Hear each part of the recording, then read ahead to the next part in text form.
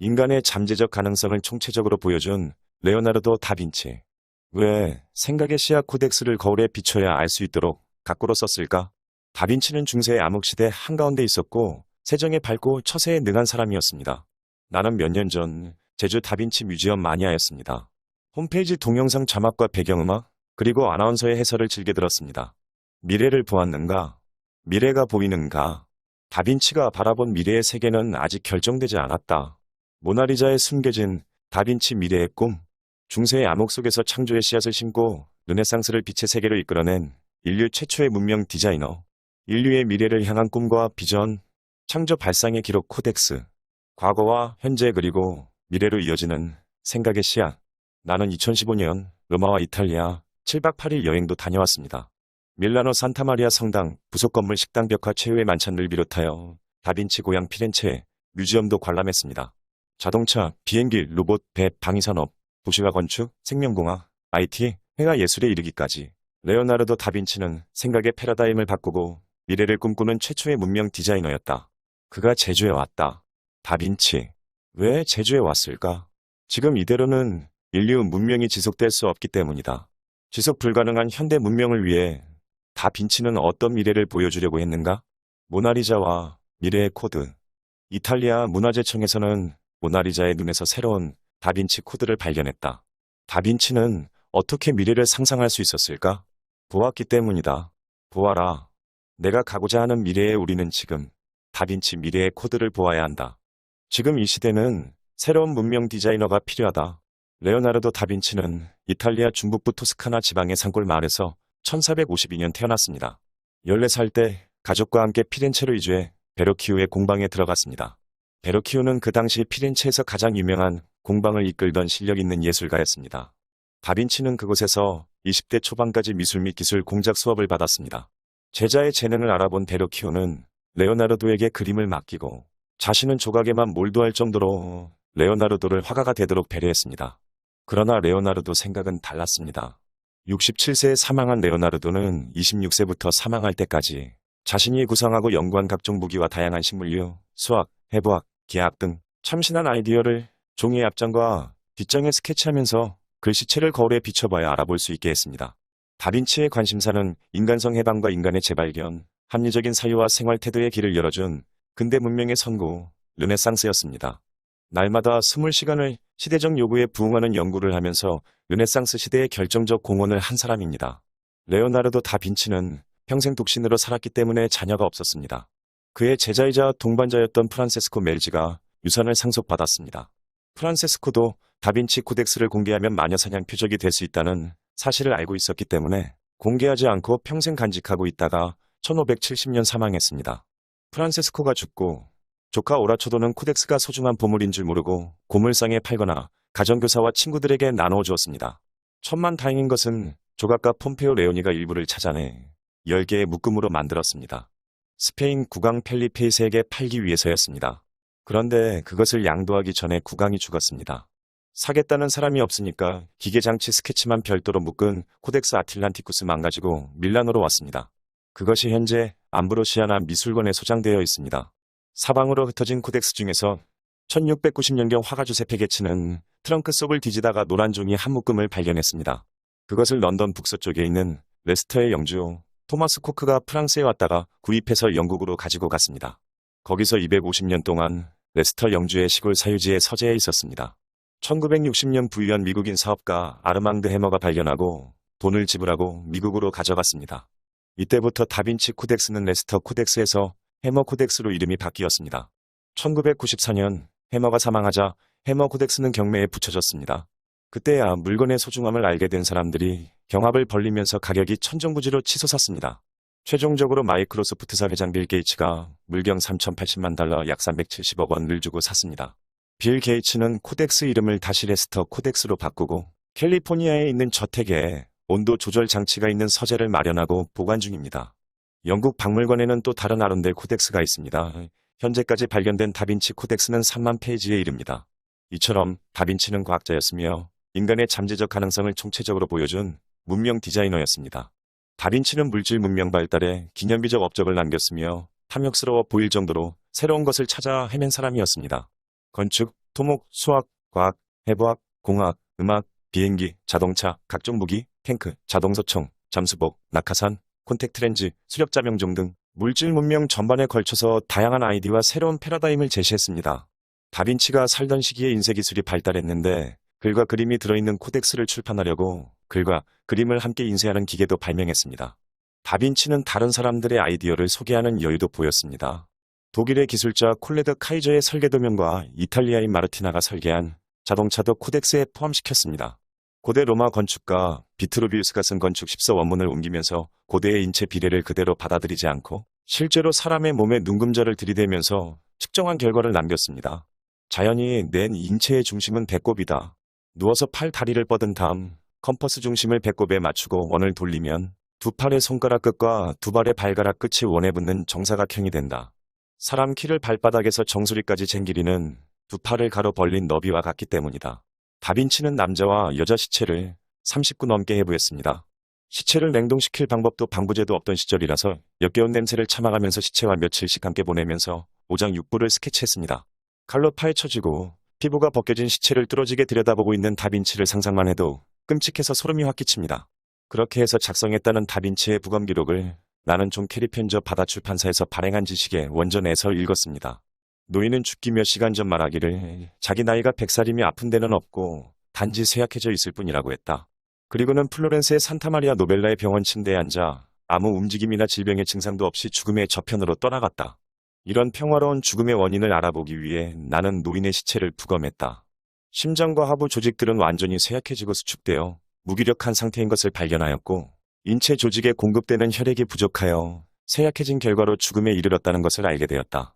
2살짜리 어린아이의 부검에서는 노인의 경우와 완전히 반대되는 결과를 얻었다. 남자의 성기에 대한 기록도 있습니다. 이 녀석은 인간의 의지와 관련이 있는 것이지만 가끔은 자기 자신의 의지를 드러내기도 한다. 남자들이 그것을 발기시키고 싶어도 완강히 거부하면서 늘어져 있기도 하고 때로는 제 주인에게 의견을 물어보지도 않고 제멋대로 굴기도 한다. 가끔 남자들이 자고 있을 때 깨어나 있지를 않나, 써먹으려고 할 때 거부하거나 반대로 주인의 허락 없이도 활동을 하고 싶어 하질 않나. 이 녀석은 늘어져 있든 깨어나 있든 모든 게 자기 좋을 대로다. 이런 것을 보면 이 피조물은 마치 인간과는 별도의 삶과 지능을 가지고 있는 것 같다. 남자들은 이 녀석을 감추고 숨기려 들 것이 아니라 오히려 미사에서 신부들이 나타나듯이 근엄하게 드러내 놓아야 할 것이다. 중세의 암흑 속에서 창조의 씨앗을 심고 르네상스를 빛의 세계로 이끌어낸 다빈치는 세정에 밝고 처세에 능한 사람이었습니다. 십자군 원정 실패로 가톨릭 교회는 궁지에 몰렸는데도 교황 클레멘소스는 사치스런 생활과 파벌 근성을 버리지 못했습니다. 유럽의 주도권을 장악한 프랑스 왕 필리프 4세가 교황을 프랑스 남부 아비뇽으로 유배 보내는 황당한 사건이 있었습니다. 1309년부터 1386년까지 68년 동안 교황은 아비뇽에 있다가 그레고리오 11세의 로마 귀환으로 유배가 끝난 가톨릭은 재출발의 기회를 노리고 있을 때 시뇰리아들이 도움을 청해왔습니다. 십자군 전쟁을 계기로 국제교류와 무역이 활발해지면서 상인들과 토지 소유 계층 사람들이 가톨릭과 봉건왕조에 대항하면서 독자적인 세력을 형성했습니다. 북부 이탈리아의 페라라, 포를리, 만토바, 베로나, 파도바, 라벤나, 리미니와 같은 도시에서는 시민연대 코무네의 정권을 넘겨받은 시뇰리아 체제가 확고해졌고 시뇰리아는 자신의 권력을 종신직으로 만들고 싶어 했습니다. 돈으로 시뇰리아가 된 자들도 있었습니다. 용병대장 조반니 아쿠토는 영국인이면서도 피렌체에서 이름을 날렸고 프란체스코 스포르자는 용병대장이었으면서도 밀라노의 시노리아가 되었습니다. 시노리아들은 자신들의 권력을 반석 위에 올려놓으려고 유럽의 지배권을 되찾은 가톨릭으로부터 자발적으로 써임을 받으려고 했습니다. 가톨릭 교황은 시뇰리아들 요구를 들러주면서 도시마다 성당을 중심으로 시가지를 조성하게 했습니다. 그렇게 되니까 민주주의 상징이었던 시뇰리아 광장이 갑자기 두오모 광장으로 바뀌면서 가톨릭은 민중의 지지 기반을 확고히 다질 수 있었습니다. 대도시를 두오모 성당 문화권으로 만드는 것은 가톨릭의 수건 사업이었습니다. 예술적 재능이 뛰어난 화가와 조각가들로 하여금 부활한 메시아 미신을 비롯하여 천박한 지성을 현란하게 그리거나 만들게 해서 보는 이들로 하여금 종교적 감동과 종교 외에는 다른 세상을 상상할 수 없게 만들고 싶어 했습니다. 이것은 기만 전략이었습니다. 밀라노 두오모 성당의 경우 엄숙하고 광대한 분위기를 연출하려고 외벽에는 수많은 조각품으로 채워져 있습니다. 건물 지붕과 탑에는 135개의 성인 조상이 바늘처럼 서 있고 그 중에서도 유독 눈부시게 빛나는 것이 밀라노의 소신성모 마리아 조상은 금박을 3,900장이나 입혔습니다. 고대 로마에서부터 현대에 이르기까지 이탈리아의 롬바르디아 평원에서는 시대가 바뀔 때마다 피비린내에 나는 전투가 있었습니다. 피렌체와 베네치아가 동맹을 맺고 밀라노와 1423년부터 10년 동안 싸웠다는 역사적 기록에 우리는 주목할 필요가 있습니다. 근대 문명의 선구는 중세 르네상스였다는 여론이 지배적인 가운데 피렌체와 밀라노는 르네상스 맹화를 고대 로마에서 찾으려고 했습니다. 피렌체의 서기장 살루타티는 키케로의 서관문을 도입하고 로마의 공화정이야말로 인간의 가능성이 크게 열린 시대였다면서 카이사르와 같은 독재자에게 국민의 자유와 권리를 빼앗겼다면서 공화정을 권장했습니다. 밀라노는 딴판이었습니다. 혼란스러웠던 공화정 말기, 카이사르는 새바람을 일으킨 천재의 통치자였음을 상기하자면서 자신들의 지도자 필리포 비스콘티를 카이사르의 버금가는 위대한 인물이라고 선전했습니다. 인류 정신 문화사에서 문명의 씨앗 존재 여부는 신을 믿고 안 믿고 만큼이나 중요한 사안입니다.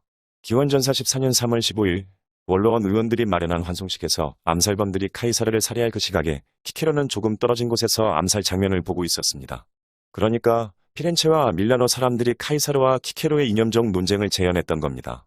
레오나르도 다빈치가 사망하기 2년 전 마르틴 루터의 종교개혁이 있었습니다. 가톨릭은 우민정책 차원에서 일반 백성은 성경을 보지도 못하게 했습니다. 루터는 1517년 10월 로마 대성당 건축비를 마련하려고 면죄부를 판매하는 등 가톨릭의 문제점을 지적한 95개 반박문을 발표하면서 종교개혁이 시작되었습니다. 가톨릭 신부였던 에라스미스는 기존의 라틴어 번역보다 더 정교한 라틴어 신약성경을 다시 발행했습니다. 아이들 조기 교육에도 관심이 많아서 어린이의 교육에 대해서를 1529년 베네치아의 알토 출판사에서 출간했습니다. 베네치아는 비판과 자성의 에라스미스, 그리고 오만하고 무례하고 반골적인 본성을 드러낸 루터가 설전을 벌린 곳으로도 유명합니다. 1509년 에라스미스가 발표한 우신예차는 가톨릭 교회에 대한 인문주의적 풍자였습니다. 우신은 바보신입니다. 바보신은 부유의 신을 아버지로, 청춘의 신을 어머니로, 도취와 무지의 신이었던 유모 젖을 먹고 자랐습니다. 우신은 친구들을 여러 명 가지고 있습니다. 추종의 신, 게으름의 신, 향락의 신, 무분별의 신, 방탕의 신, 미식과 수면의 신 등 어리석은 신들을 통해서 에라스미스는 당시 학자들의 어리석음을 통렬하게 풍자했습니다. 권위주의 및 형식주의로 떨어진 가톨릭에 대한 신랄한 비판도 가했습니다. 만일 교황이 기독교의 대리자라면 그리스도처럼 불행한 생애를 보내야 할 것이 아닌가. 그러나 지금의 교황은 영화와 행복 속에 있다. 꼬집었습니다. 가톨릭은 에라스미스를 이단시했으며 1521년 독일의 보름스에서 열린 신성 로마 제국 의회에서 루터의 종교개혁 운동을 단죄했습니다. 루터의 관할 영주 프리드리 현재는 루터를 안전하게 보호하려고 바르트부르크 성으로 피신시켰습니다. 루터는 그곳에 머물면서 에라스미스의 신약성경을 독일어로 번역하고 1522년 9월에 출간했습니다. 루터는 에라스미스 지지를 받으려고 여러 번 요청했으나 에라스미스는 종교개혁에 동참하기를 거부했습니다. 루터는 과격한 선동가였습니다. 믿음으로 모든 이성과 의문을 발밑에 두고 깔아뭉개야 한다. 성경의 내용이 의심스럽거나 다소 앞뒤가 맞지 않더라도 부정하지 말고 무조건 믿어야 한다. 주장했기 때문에 에라스미스가 거부했습니다. 신약 성경을 번역하고 개정 증보판을 출간한 에라스미스는 입장에서는 루터야말로 바보처럼 보일 수밖에 없었습니다. 에라스미스는 1524년 자유의지를 혹평함에 대하여를 발표하면서 나를 가슴 아프게 하는 것은 귀하의 오만하고 무례하고 반골적인 본성으로 인해 온 세상이 무장을 하고 있다는 사실입니다. 귀하는 폭풍이 잠잠해지는 것을 저지하는 게 가장 큰 목적이라도 되는 듯이 모든 것을 뒤죽박죽으로 만들고 있습니다. 믿음으로 모든 이성과 의문을 발밑에 두고 깔아뭉개야 한다고 주장한 루터는 에라스미스를 원수처럼 여겼으며 가톨릭으로부터 이단 취급도 받았습니다. 에라스미스는 좌절감으로 괴로워하다가 스위스 바젤에서 숨을 거둘 때 하느님이시여 하면서 비가마기 짝이 없는 말을 남겼습니다. 이와 같은 암울한 시대의 한가운데 있었던 레오나르도 다빈치는 가톨릭의 주문을 거절할 수 없는 입장이었습니다.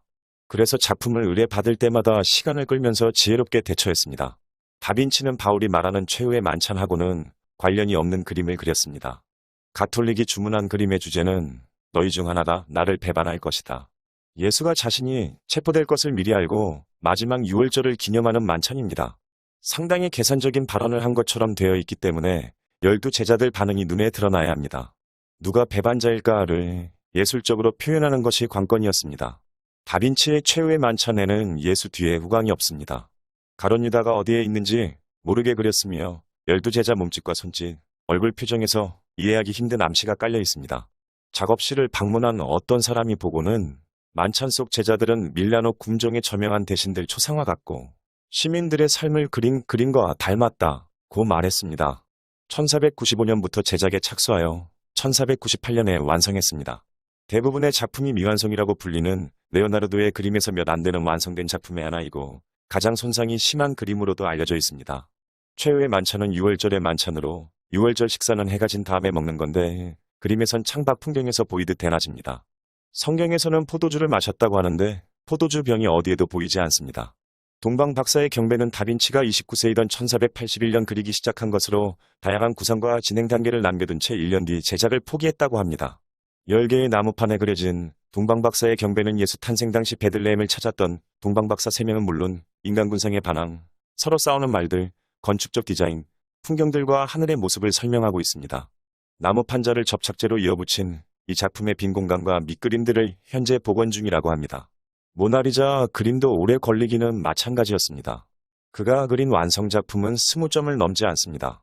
2007년 11월 네이처지가 선정한 인류 역사를 바꾼 10명의 천재 중에서 가장 창의적인 인물 1위를 다빈치가 차지했습니다. 네이처는 과학 전문지이기 때문에 당연히 과학자를 1위에 뽑을 것이라는 모두의 예상을 뒤엎는 결과였으며 2위는 셰익스피어였고 과학자인 아이작 뉴턴은 6위를 차지했습니다. 이탈리아 피렌체 출신이면서 최초의 미술 역사가였던 조르조 바사리가 쓴 뛰어난 화가, 조각가, 건축가의 생애에 이탈리아 르네상스 시대의 예술가 200여 명의 상과 작품에 대한 기록이 있습니다.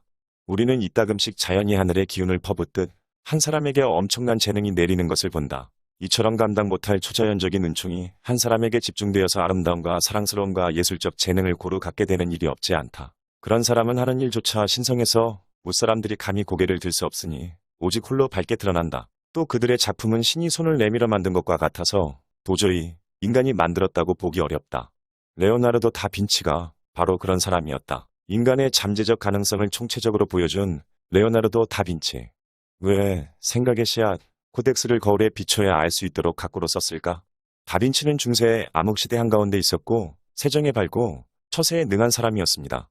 다빈치보다 40년 전에 살았던 잔다크는 서구 문화의 대표적 인물이면서도 반역과 이단 혐의로 종교 재판을 받고 화형을 당했습니다. 다빈치보다 1세기 후에 살았던 갈릴레오 갈릴레이도 종교 재판을 받았습니다. 코페르니쿠스의 가설, 지동설을 옹호하면서 가르치다가 단죄를 받았습니다. 12세기 무렵부터 기독교가 대량으로 자행한 마녀사냥 광풍이 휘몰아치는 난세에 살면서도 다빈치가 무사할 수 있었던 것은 코덱스를 거꾸로 썼기 때문이었습니다. 다빈치는 살아 생전 기독교가 요구하는 그림을 그리긴 했지만 그것은 진심이 아니었습니다. 가톨릭과 개신교는 다빈치 이름조차 거론해서는 안 됩니다. 문명의 선각자 고인에 대한 예가 아닙니다. 성경이 전 세계에 보급되는 것 또한 자랑거리가 될 수 없습니다. 성경에서 발견되는 수많은 모순과 의문점이 노출되는 결과로 이어지기 때문입니다.